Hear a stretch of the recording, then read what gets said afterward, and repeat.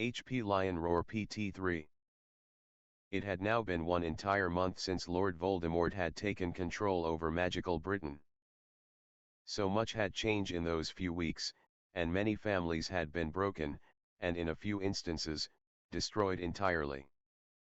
On a small island, just off the coast of southern England, a small group of people dedicated to fighting this new evil oppressive regime was taking stock of how truly overwhelmed they were. Amelia Bones, leader of the Order of the Phoenix, was going over the latest intelligence reports from their spies in the new ministry. There was very little new information, as many of their spies had been rooted out and killed, or imprisoned. It was rumored that Azkaban was now overflowing with undesirables, as the ministry was calling them. Many witches and wizards were being put on trial regarding their ancestry. "You might want to look at this," Sirius Black said as he sat across from Amelia and handed her a copy of a foreign paper. The Daily Prophet was still in circulation, but it had become something just shy of full-on propaganda. Amelia quickly scanned the paper, not clear about what she was supposed to be looking for, and then, near the bottom, a headline caught her eye. "Family found burned to death." Amelia looked up at Sirius, who was looking quite grim. "Why did you give me this?" Amelia looked up at Sirius with a puzzled expression. "Because of where it had happened." "Didn't you read it?" Sirius asked. Amelia shook her head, and Sirius sighed. "It happened in Switzerland. Just north of Olden." Amelia's eyes began to widen as she understood what Sirius was telling her. It all came back to her in a rush. One of the very last times she had spoken to Albus Dumbledore was actually about a place just north of Olden. A safe house had been set up there for some important refugees. Namely, the Malfoys, Narcissa and Draco. And a third. They were burned beyond recognition, but I think it was the whole family. "We know Lucius was released." Sirius groaned. Amelia let the paper fall and rubbed her temples. Amelia sighed and rested her head in her hands. She was caught off guard by the wave of emotions she felt. There had never been any love lost between herself and Lucius Malfoy. In fact, even before she knew of his affiliation with the Dark Lord, she thought he was scum. The way he was always able to manipulate the Minister of Magic had always irritated her to no end. Even worse was his innate ability to cover his tracks so that there was never any proof that could be used to prosecute the man.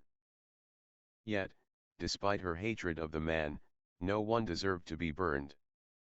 She fought against the images of Lucius, Narcissa, and Draco's bodies blackening and crisping in the heat of magical flames. "We knew it might happen," Amelia said. She felt Sirius's hand on her shoulder and she looked up to see him giving her a small comforting smile. "It isn't your fault." "I know," Amelia said softly. "I just hate feeling this way. Like we're stuck. Everyone is being monitored. We can't even meet and try and plan any kind of activity. And now he's telling people that none of the students at the school will be allowed to go home for the summer. Not to mention that they're already seeking out 11-year-olds. Sirius nodded. "The adults are going to be killed, while the children..."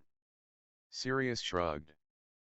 No one knew just what the Dark Lord was planning, especially given his hatred of Muggleborns, yet he seemed intent on gathering the young.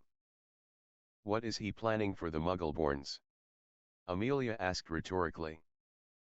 "I just wish we had some idea as to what he's doing to them, or how we might help them." "You need to take a break," Sirius said, pulling her out of her seat and dragging her out of the house. "Sirius, I don't have time for games," Amelia complained, though she wasn't really fighting him. "Amelia, we have nothing but time right now." Sirius gave a pained smile. "We're blind. We've been effectively locked out for now. Until we can manage to make contact with our people, who I am sure are keeping their eyes and ears open to everything, we can't do much. Aren't you worried about Harry and the others? I mean, after what happened to the Grangers? Amelia asked, allowing him to drag her out of the house and through the woods that hid the shoreline. Sirius grinned. What happened is that 2 Death Eaters were killed. The Grangers weren't there, and haven't been seen in a month. I told you my theory. Yeah, I know. Harry and his friends went to see Hermione's parents and send them away, and fought a few junior Death Eaters. Amelia rolled her eyes.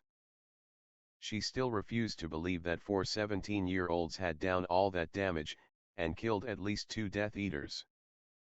Despite the fact that the Death Eaters were little better than children themselves. That girl, Parkinson. Clearly she had fought someone. For Merlin's sake, her hand was magically severed, and then she was obliviate. The boy said he fought Harry. He could have been confused. Amelia pointed out. They'd had this argument several times, and Sirius just would not be deterred. His faith in Harry was that strong. Aren't you supposed to be reassuring me that he's alive? Sirius chuckled as the two emerged from the woods onto the beach. Amelia actually smiled as Sirius took her hand and gave her a soft kiss on the cheek. I'm sorry. She sighed as he pulled away and gave her that roguish smile she had truly fallen for. I just want it all to end. I don't want anyone else to lose their life. I feel so helpless right now. This isn't the world I imagined for Susan. None of us wanted this. And can you even imagine how Harry must feel? He's the key to victory, if you believe Dumbledore. Our whole world seems to be waiting for him to do what he's destined to do. That's a ton of pressure for a young man who's not even of age yet. He's by himself, cut off from all of us. But he seems to be doing all right. Amelia pointed out. As you said, Harry fought those Death Eaters at the Grangers. Oh, now you believe that? Sirius grinned, rolling his eyes. Can we not talk about war for a while? Sirius smiled softly, and clutched Amelia's hand. They walked the shoreline for a few moments in silence. They watched as Susan and a few refugees from Hogwarts who had managed to escape the siege play in the surf. Amelia had to smile as she watched her niece just being a teenager. Susan had become somewhat of a leader among the few teens that had managed to escape. Most of those escapees had adjusted well to life on the island, though every one of them missed their families. However, there were a few that had chosen to remain isolated from the rest. Susan had done much to try and include everyone. She had become a den mother of sorts, looking after her peers and the younger ones. Amelia was very proud how Susan had stepped up and become kind of a head girl for the island. She's happier now than she was a few weeks ago. Sirius said, looking towards Susan, who was splashing a younger girl and laughing. She'd be happier if her friends were here, or if she at least knew they were alive. She and Hannah have been friends since they could talk. And I think she and Justin had a bright future in front of them. Then we need to do all we can to reunite her with those people. Sirius smiled, kissing Amelia's hand. She smiled and kissed him gently. He had truly been a rock for her during the last month. She could never even attempt to express to him what he had come to mean to her. Amelia. Sirius.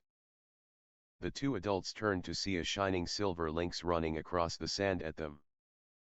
It stopped just short of them and sat primly. The Weasleys have just arrived. Their home was just destroyed. They also say they've heard from Harry. Sirius barely blinked before he was running back towards the house with Amelia on his tail, calling out to all the children to come in. My department was eliminated, and I was told that I would have to go through a review to decide if I still had a future within the ministry. Arthur Weasley sighed, holding his wife's hand. who was dabbing at her eyes with a handkerchief. Nearly everyone who lived at the Flamel house had congregated in the sitting room to hear how the Weasleys had escaped. Word had gotten out that they had heard from Harry Potter at some point, and were all anxiously awaiting any news regarding the Chosen One. I knew that it was pointless to stay. I've been under observation since the Ministry's fall. I knew it was a matter of time. I had no idea they were planning on wiping us out. Arthur continued. They destroyed everything. Molly Weasley sobbed. We lost everything. If the twins and Bill hadn't shown up when they did, it would have been the end. Arthur confirmed. It was clear they weren't expecting a fight. Bill said, coming into the sitting room with a cup of tea, which he handed to his mother. The twins were already fighting them into a corner by the time Fleur and I arrived. The last time we were home for a visit, we thought it'd be a good idea to hide some of our spy products around the house. We've been keeping a watch over Mum for the better part of 2 weeks. Fred smiled. Turned out to be one of our best ideas ever. George smiled. Has there been any news from Ginny? Amelia asked. Molly broke into fresh tears as she shook her head. They've got the castle locked down pretty tightly. Has Snape not been in contact? Sirius shook his head, while Amelia sighed heavily. We haven't heard from anyone in a while. I imagine that the Dark Lord's keeping his teachers pretty close, especially those who weren't in his circle to begin with. When did you hear from Harry? Sirius asked, finally getting to the one thing he truly wanted to know about. The first time was nearly 3 weeks ago. Molly said, finally calming down thanks to her tea. Sirius guessed that Bill had added a liberal amount of brandy to that cup. Her cheeks were taking on a rather rosy hue with every sip. I was baking in the kitchen when a house elf appeared with a letter from Harry. It said that he and Hermione, Neville, and Daphne were all safe, but they needed some things. He also asked for a way to get in contact with you. We couldn't send word to you because we were being watched, and we couldn't just write down the location of this place. We weren't the secret keepers. How are they? Amelia asked. So far as I can tell, they're fine.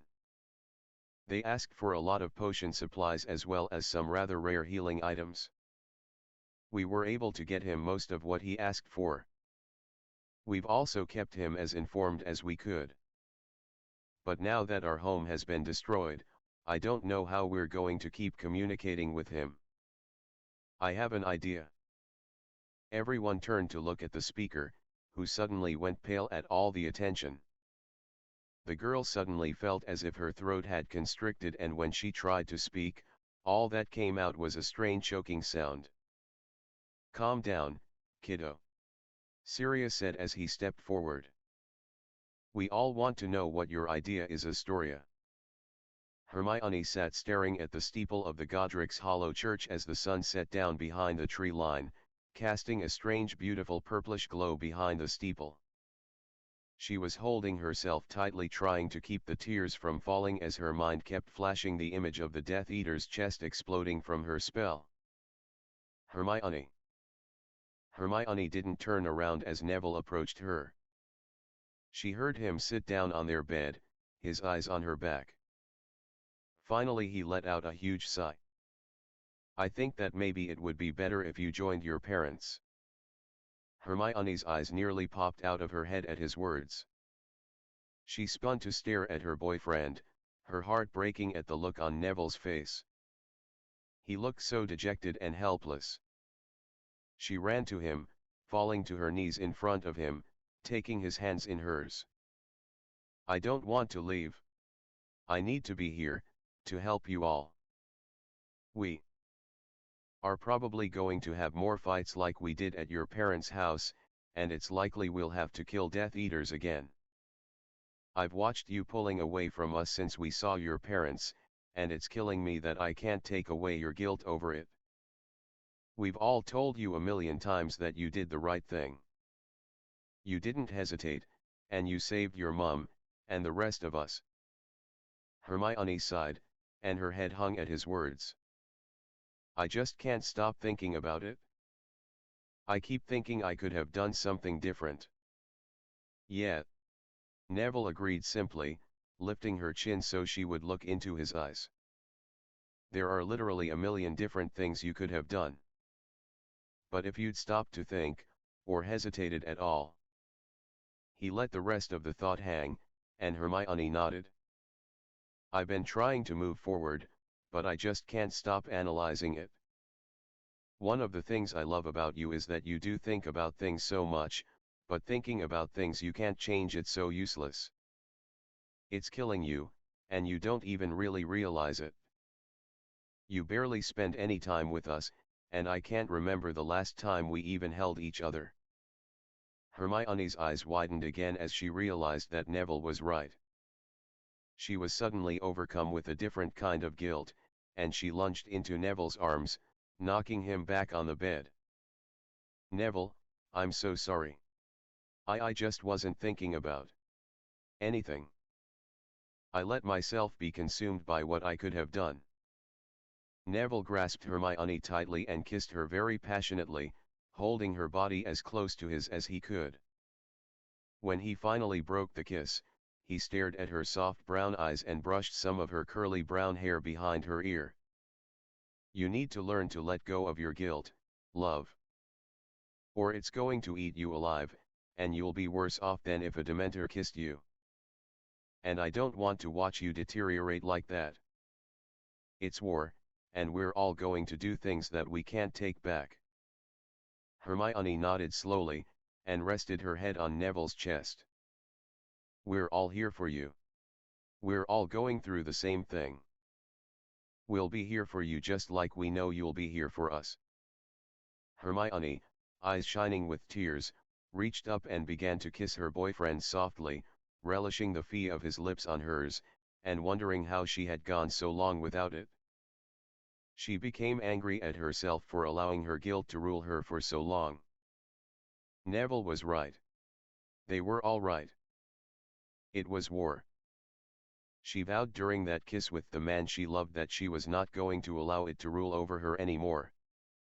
She remembered, as Neville's hands brushed against the bare skin of her back where her shirt had ridden up a bit, exactly what she was fighting for.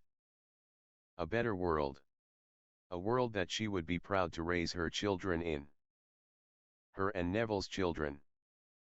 That thought made her smile for the first time in a month, and she deepened the kiss she was sharing with Neville, and began to pull his shirt up. Both Harry and Daphne, who were in the sitting room, reading over Dumbledore's notes once again, looked up at the ceiling as the noises grew louder. They hadn't really paid any attention when it had begun. They were barely noticeable. But soon, the volume grew, and the utterances became impossible to ignore.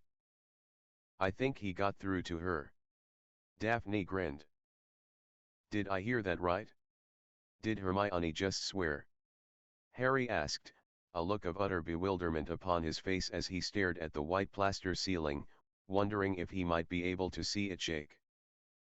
He glanced to Daphne, who had a tight-lipped smile on her face, her cheeks growing redder by the second. What the hell could he possibly be doing to her to make her sound like that? Daphne asked, loving the look of discomfort on Harry's face. She knew he was embarrassed by it all, but Daphne knew that she had been given a gift that she could lord over Hermione for years to come. She's so loud. Daphne began to laugh as a long series of sounds made their way into Harry and Daphne's psyche. I'm never going to get this out of my head, Harry said, making a disgusted face. It's only fair, Daphne said, trying to catch her breath. They've heard us before. Harry's face went crimson and he looked horrified at Daphne's admission. She nodded confirmation and Harry hung his head. We forgot silencing charms one night, and Hermione made fun of us. I think it only fair that the tables have finally turned. Now I don't have to. Oh my gods. Daphne had fallen over onto the floor in a fit of hysterical laughter as a very long series of obscene sounds echoed throughout the house. Harry had to join his girlfriend in her mirth, especially after Daphne remarked that the end had come for them all. Judging by what they had just been forced to hear, Harry had to agree with Daphne's statement, on a number of levels. Daphne finally started to calm down as the noises from upstairs had faded. Daphne got to her feet and crossed the room to her own boyfriend, climbing into his lap. I think she really needed that. Daphne smiled, wrapping her arms around Harry. She's been so miserable. Harry nodded. Neville and I talked about it yesterday. Hermione's been so distant. He's been so concerned about her. He was thinking about sending her to be with her parents, that maybe she'd be better off away from all of this. What did you say to that? Daphne asked, a bit surprised. What could I say? Harry asked. She wouldn't talk to any of us, and we've all been worried. I told him that maybe just suggesting it might shock her enough to make her open up. Seems like it worked. Daphne said, rolling her eyes. Now I won't feel any guilt when I tear your clothes off and... Crack. Harry Potter, Sir Dobby is so sorry. Daphne was nearly thrown off Harry's lap as he got up from his seat. Dobby the house elf was standing in the middle of the sitting room, his large bat-like ears drooping. Harry had sent him on another errand to the Weasleys earlier that day, and hadn't been expecting him back for several more hours. What happened, Dobby? Dobby went to the Weasley home, just as Harry Potter asked him to do, and it was destroyed, sir, burned to the ground. Dobby saw several of He Who Must Not Be Named's followers sifting through the ashes, though Dobby still doesn't know what they were looking for. Were any of them? Harry began, a lump forming in his throat as he tried not to imagine what may have become of the red-headed family. Did anyone was anyone? Dobby heard the Death Eaters complaining that they had not managed to kill the Blood Traitors. They were very upset and frightened. Probably afraid of what punishment awaited them when they reported their failure. Daphne remarked. She was rubbing Harry's back, trying to help calm him down. Relief washed over Harry and he let out a breath he wasn't even aware he was holding in. We heard a crack. Neville said, having come from his bedroom. He had put his pants back on, but that was it, and his hair was actually messy than Harry's. Hermione was behind him, wearing Neville's shirt. The Weasleys were attacked. The burrow was destroyed. Harry said flatly.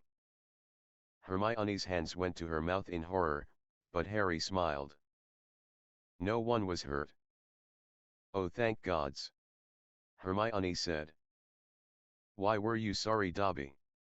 Daphne asked, looking at the little elf to keep from looking at Neville and Hermione, afraid she might burst out laughing again. Harry Potter wanted Dobby to get more supplies from the Weasleys and see if they had managed to contact the Sirius. Dobby was not able to do his job. Dobby averted his eyes from his master, ashamed of himself. But you did the right thing, Dobby. Harry smiled, patting the little elf on the shoulder. You remained out of sight and you returned here and told us what happened. I'm very proud of you. Dobby's ears perked up, and the little creature beamed with pride, puffing out his little chest. So where does that leave us? The Weasleys were the only contacts to the Order that we had. Hermione said. We can get information from Neville's gran and my parents. Daphne said. But we probably won't get the information we really need. Maybe. Your father's still in good standing in the Ministry, so far as we know. Harry commented. He might be able to get us information the Order couldn't. Maybe this is a sign that we should focus on the Horcruxes for now. Hermione suggested. We can't exactly wage war on his followers with no information, but we might be able to find the last Horcruxes and get rid of them. Harry nodded his head. You're right. So, where do we start? Rab. Hermione said plainly. We need to find out who they were. That could lead us to the real locket. Then we need to speak to the goblins and try and narrow down the list and figure out what and where the last Horcrux is. Once they're gone, we can figure a way to get the snake. So how do we figure out who Rab is? Harry asked. I might have an idea about that. But my gran won't be happy about it? Neville said, looking almost like the shy chubby first year that had lost his toad on the train. It took a lot of planning, and 3 weeks of sending Dobby out for reconnaissance. Each day, Dobby would report all that he had witnessed, and had even started working with the Longbottom elves to prepare for their master's return. The Longbottom home was indeed being watched, just as Neville and the others was sure it was. It was evident by the Death Eaters' tactics that they expected Harry Potter to show up at night. There were always more Death Eaters watching the premises at night than during the day. There was no question now about when Neville and the others were going to pay a visit to Neville's grandmother. Finally, they felt they were ready. Neville was nervous, not because they were about to fight Death Eaters again, but because he was about to disobey his grandmother, who had expressly written to him not to come home. However, they had no choice. They needed Augusta Longbottom's expertise. Daphne and Hermione were both anxious and angry. Somehow Harry and Neville had convinced them that they would go first, as Neville was the only one who knew the location of his family's home. And he wasn't powerful enough to apparate them all at the same time. A portkey was discussed, but the idea was shot down almost at once when Neville warned them that there were anti-portkey wards over his family home. Okay, I'll take Harry, and be right back for Hermione, and then you, Daphne. Neville said, checking his wand holster. No funny business. Daphne warned. You stay put until we're all there with you, Harry. I said I would. Harry said, looking a bit exasperated. Daphne had spent most of the night telling him that he was not to do anything stupid. I know you did, but I also know you well enough to know that you'd rather fight this whole war on your own to protect all of us. I'm serious about this, Harry. Wait until we're there to back you up. As for you, Neville, you drop him off and come right back. No funny stuff. Neville took Hermione's slender frame in his arms and kissed her lightly on the cheek. Would I do anything so stupid? Hermione gave him a look of disbelief, and Neville tried to look innocent and irresistible. Unfortunately, Hermione wasn't going to be swayed by his boyish charm. Give it up, Nevada. Harry said, recognizing Hermione's look. Right. Neville said, kissing Hermione one more time. Let's get moving. The 4 teens headed for the small back garden of what had essentially become their home over the last 2 months. Neville offered his arm and Harry clasped it. I mean it, Neville. You come right back here and get us. Hermione scolded one last time.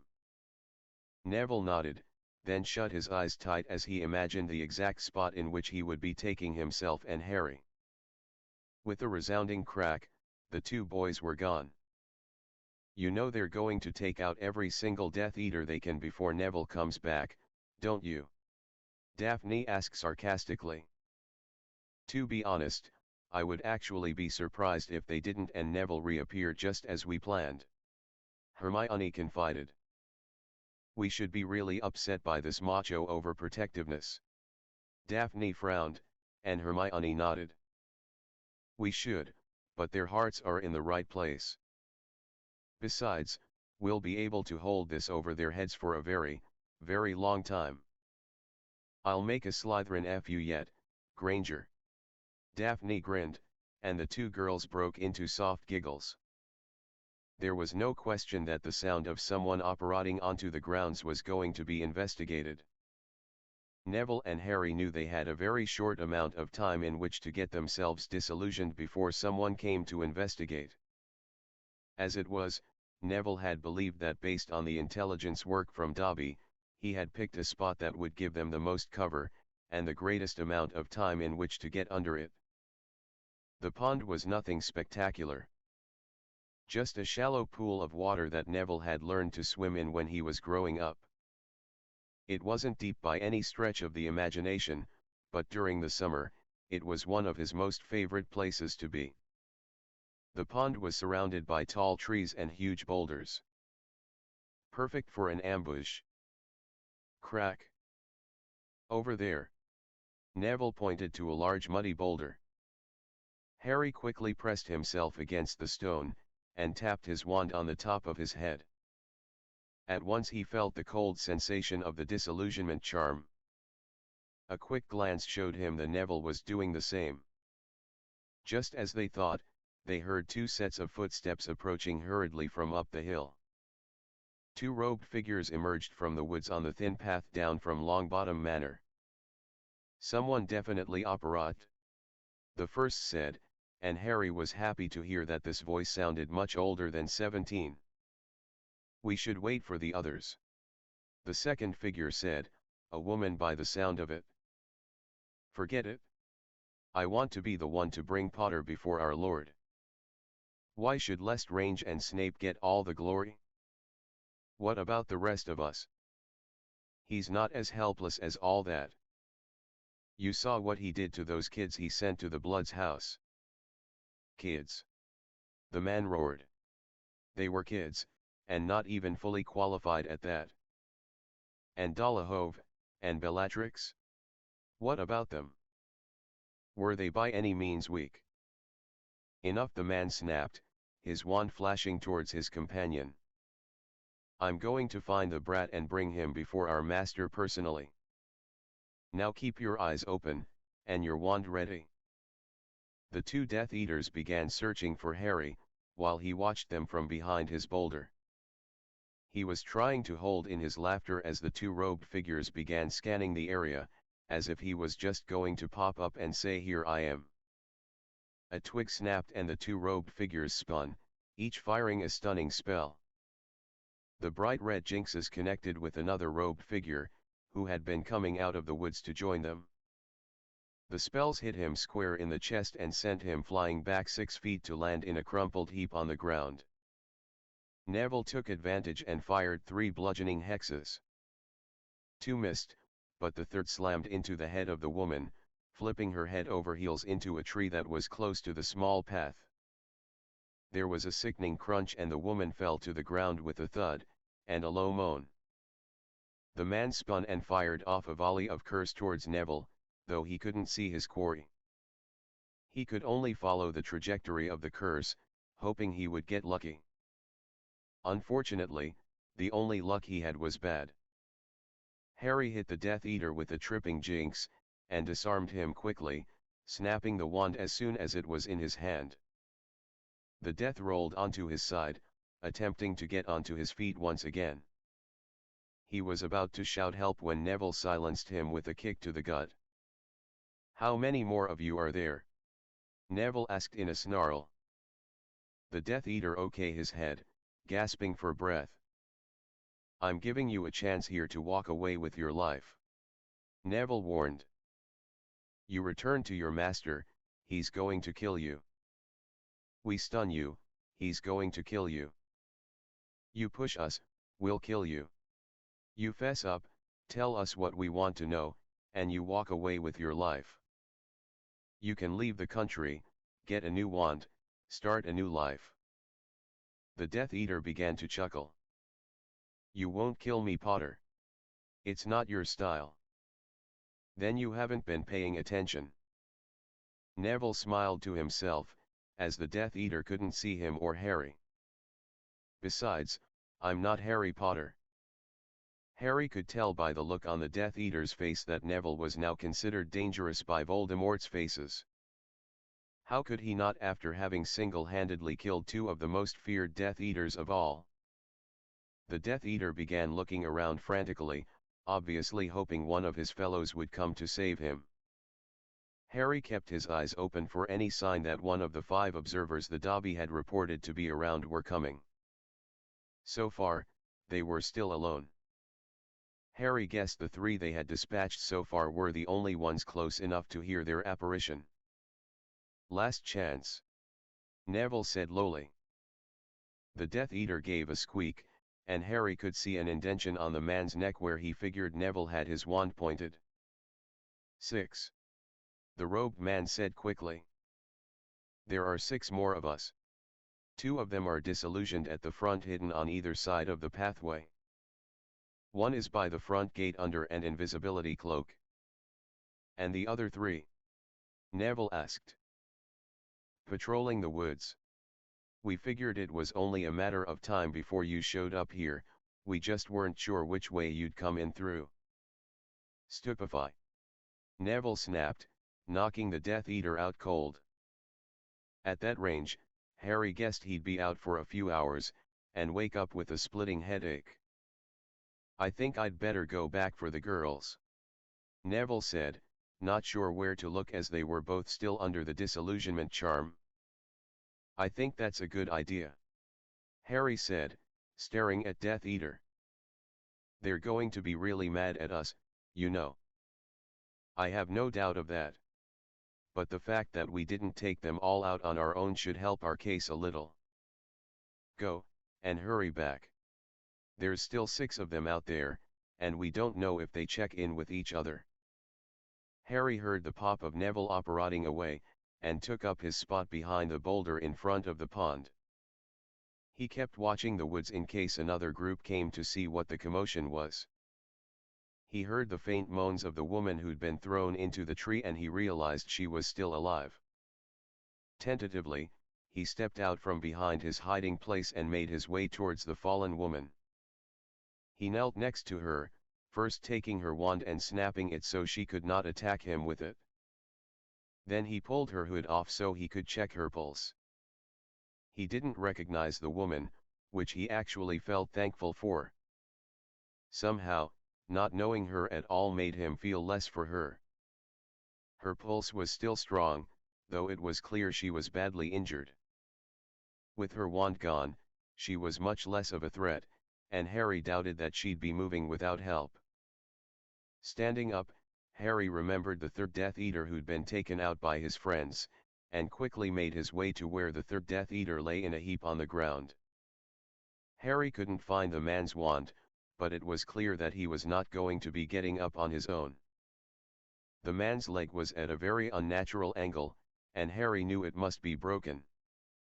"He's not going to like waking up," Harry said to himself just as a loud crack sounded down by the pond. Harry got up and quickly made his way back to the boulder where Neville and Hermione stood quite visible. Harry guessed Neville had to cancel the disillusionment charm when he got back to Dumbledore's house. "Harry," Hermione whispered. "I'm here," Harry said, and Hermione's eyes followed his voice until he gently placed a hand on her shoulder. "Get under cover, and I'll be back in a minute," Neville said, and with a crack, was gone again. "Neville said you ran into trouble," Hermione said, casting her own disillusionment charm. "3 of them. There's 3 more patrolling around, 2 more at the front, and 1 by the gate." "Just as Dobby said," Hermione sighed, leaning against the boulder next to Harry. "What did you 2 do?" "I didn't get the chance. Neville's gotten quick." "What'd you expect? Other than you, Daphne's the fastest with her wand, and they duel each other all the time." "Do I detect a bit of jealousy there?" Harry jibbed. "Not at all. I'm happy that he practices. Besides, if I want his attention, all I have to do is give him a look, or pinch his ass or—" All right," Harry shivered. "I don't need the details." "Crack." "Harry?" "Hermione?" Daphne asked as Neville tapped his wand on his head. Daphne let out a stifled shriek when Harry grabbed her hand. "Do the charm, and then we can get moving." "Over here." Daphne quickly tapped her wand to her head when she heard the voice. Footsteps could be heard coming closer, and Harry pulled Daphne to his side, hugging the muddy boulder. "I found Clemens. His leg's broken," a voice said. "I think his wand's gone." "Emily," another voice said, sounding concerned. "Forrest is down by the water."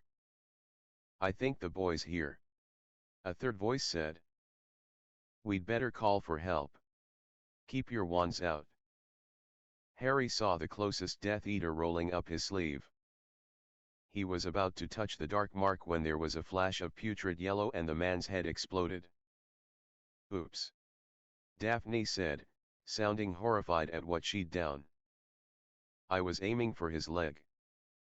There. Several spells slammed against the boulder, shearing pieces off the great stone. Harry and Daphne ducked down, bumping into each other as they did so.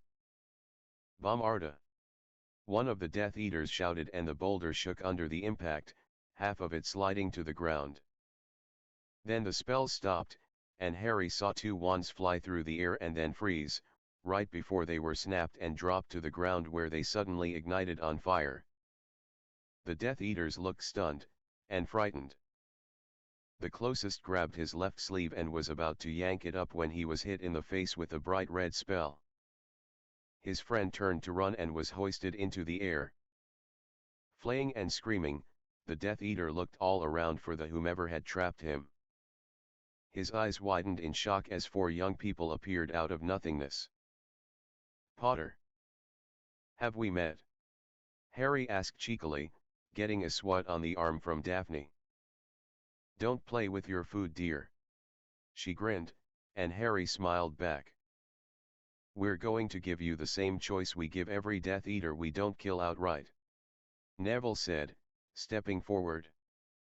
"Life or death. Your wand's broken, and now nothing more than ash.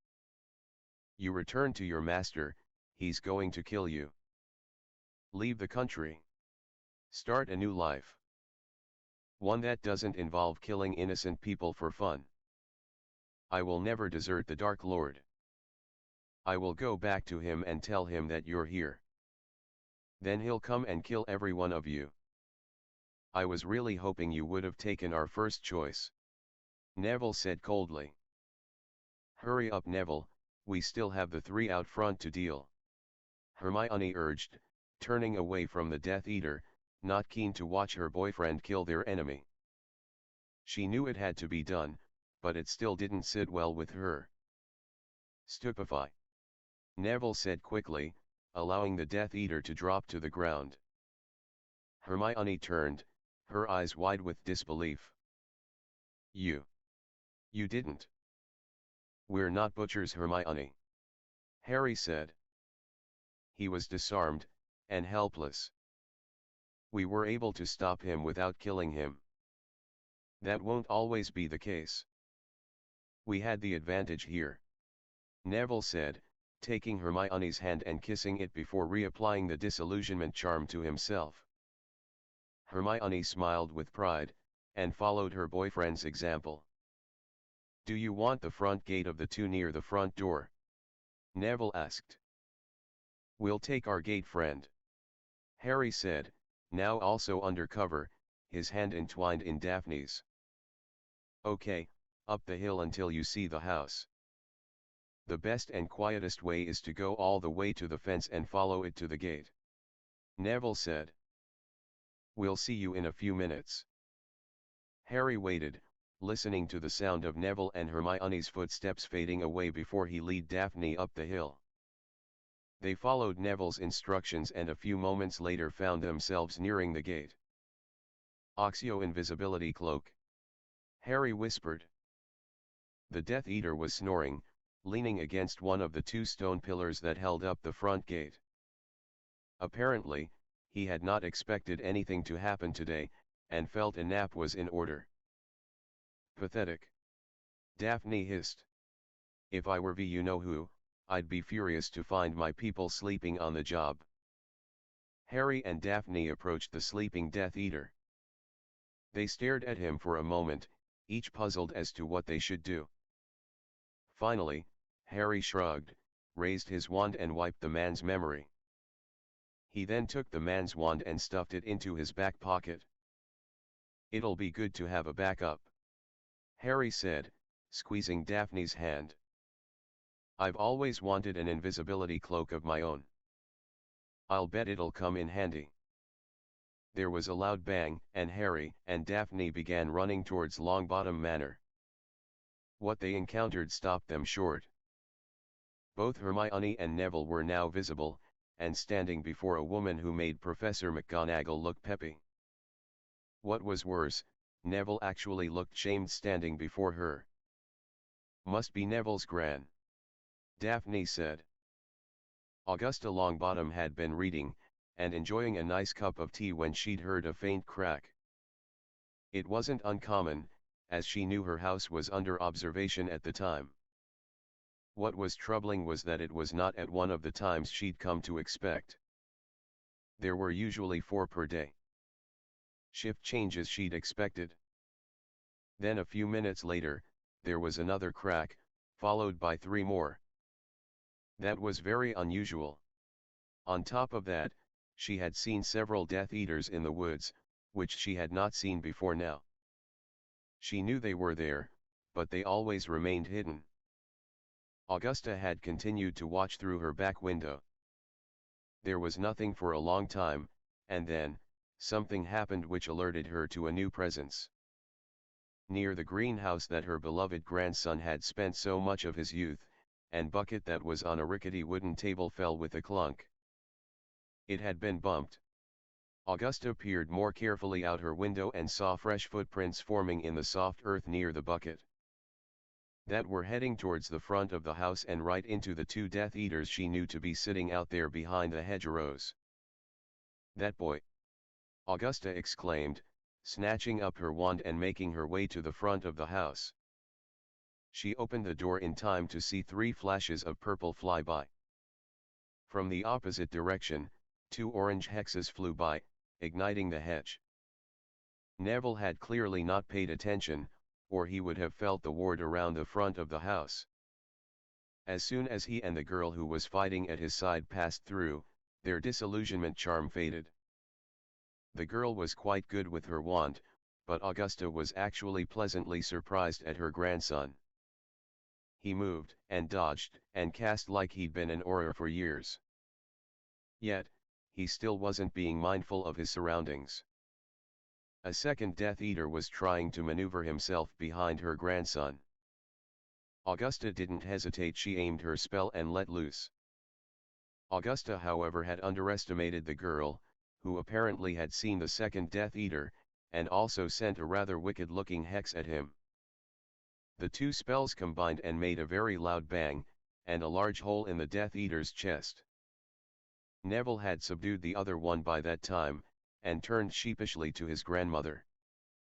"Hi, Gran," he said softly.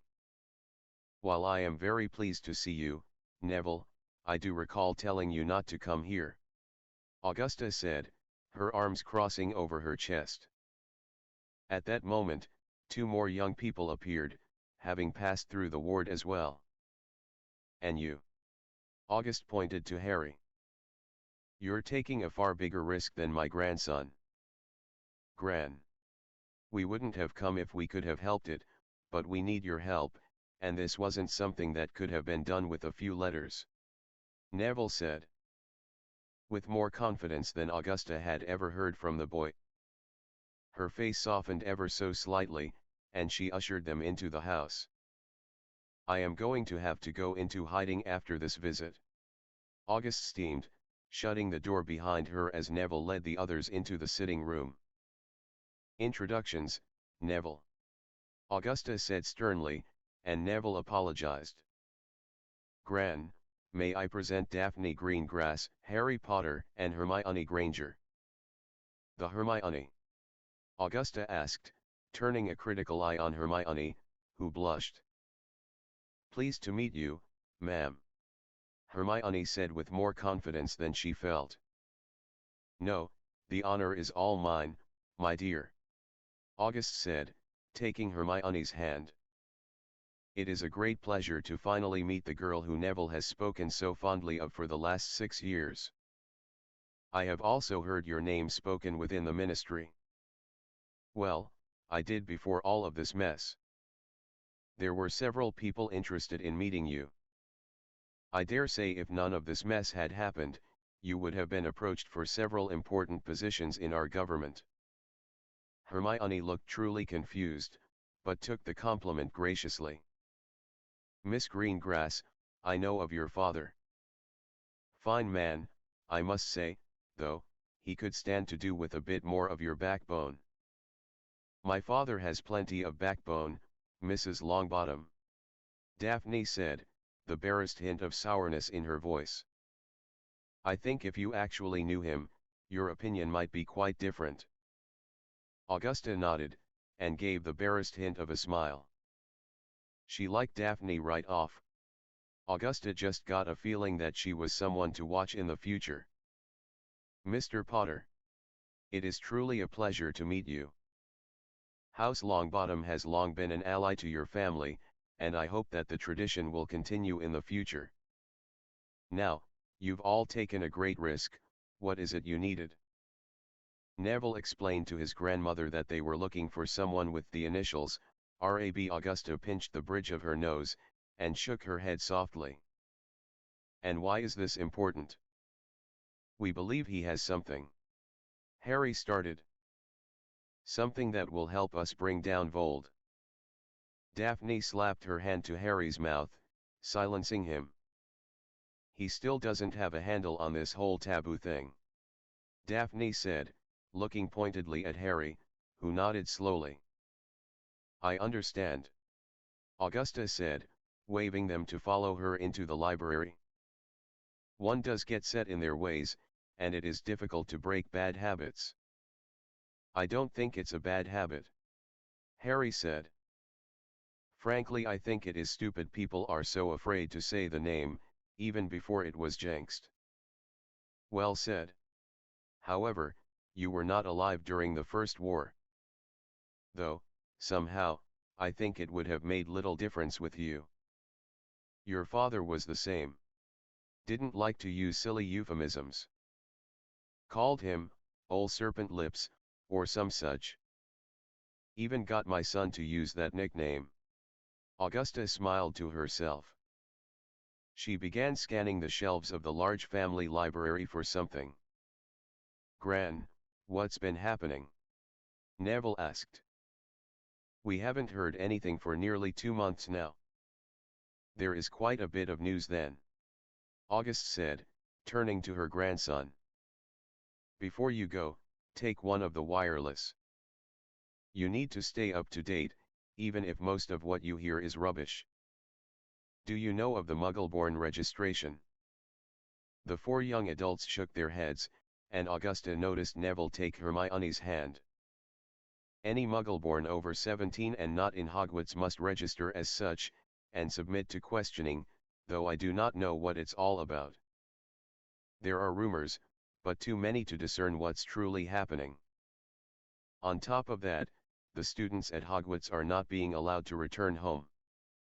What? Daphne asked. Why not? I do not know. No letters are coming out, or getting in. Augusta said bitterly. Now what were those initials again? RAB. Harry said. August opened the tome that she held and placed it out on the table before her. She then tapped her wand on the page, and it began flipping through pages on its own, stopping every so often until Augusta tapped the book again. There are a few lines with a surname starting with B, which helps. Of those families, it appears that only 2 had children with first names that started with R, and only 1 with those initials. Regulus Arcturus Black. Black? Harry asked, not believing what he'd just heard. Yes. You should know his brother, as he hunted you a few years ago after breaking out of Azkaban.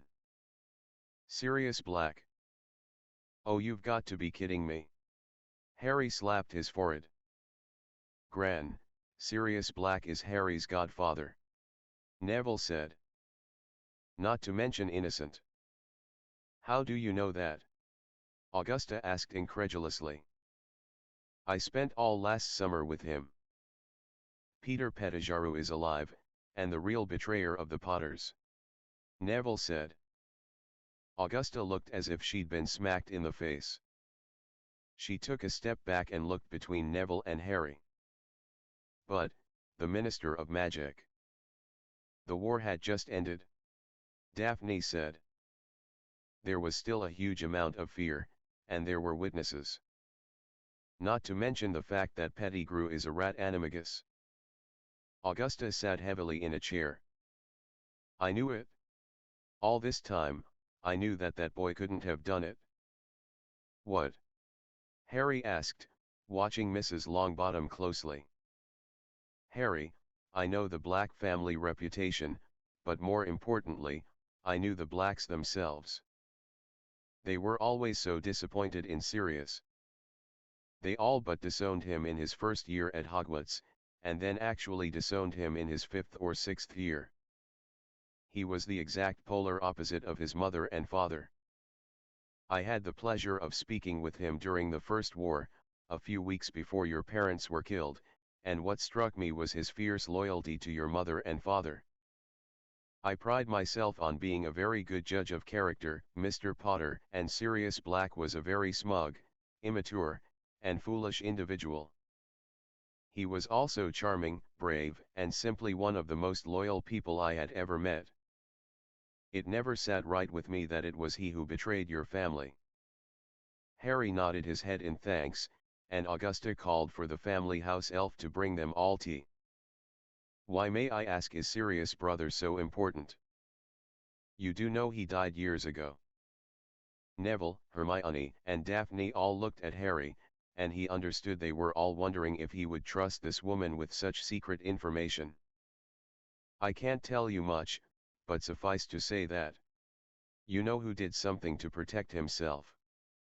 Sirius' brother discovered it, and I think he took something very important from you know who. Intriguing. Perhaps he felt he deserved the same rewards being given to the Malfoys and Lestranges. By the way, Neville, I must tell you how very proud I am of you. Avenging your parents like that. I was told that Robespierre Lestrange was killed during the takeover of Hogwarts. Did you? Neville's eyes fell to the floor, but he nodded. Augusta stood, and crossed the room, hugging her grandson tightly. I know it is not an easy thing, but you have done something good, she said. I tried to get retribution when the Lestranges were locked up. But as they were still alive, the goblins would not turn their vaults over to our family. You tried to take their gold? Harry asked, surprised to hear that such a thing could be attempted. Indeed I did. There are old laws that allow a family to seize the fortunes of another in certain circumstances. The Wizengamot allowed my claim, but the goblins would not, claiming that while the oldest Lestrange were still alive, I could not touch a single Canute. However, I have recently been informed that a challenge was issued. The 4 young adults looked up inquisitively. It seems that last of the Lestrange line has learned of my attempt to seize his fortune. He has placed a similar claim upon our family's vaults. As you are the last male heir, if you should die, he will gain control of all our wealth. Augusta said, looking disgusted. And if he dies? Neville looked a bit green. The Lestrange fortune falls to you. Mrs. Longbottom, do you know of any relics from the Hogwarts founders that might still exist? The founders? Augusta asked, her eyebrows raising quite high on her face. I take it this is also important. All 4 nodded and August sighed. The house elf appeared with tea, offering cups to everyone. Well, of course there's Gryffindor's sword. You all likely seen it if you've ever visited the headmaster's office. Slytherin had a locket and a sword as well, though the sword was destroyed, or so the story goes. Broken by Godric Gryffindor himself. The locket? I don't know whatever happened to it. Passed down through his line, I imagine, but as far as I know, the Gaunts, the last of his line, died out more than 50 years ago. Augusta took a long sip from her cup. She took a long breath before continuing on. Rowena Ravenclaw had several items she was very proud of. The diadem being the most notable. I believe she was buried with everything except the diadem, and no one but her husband knew where she was buried. The diadem disappeared years before she died. Stolen by her daughter. Godric Gryffindor, besides the sword, had gauntlets.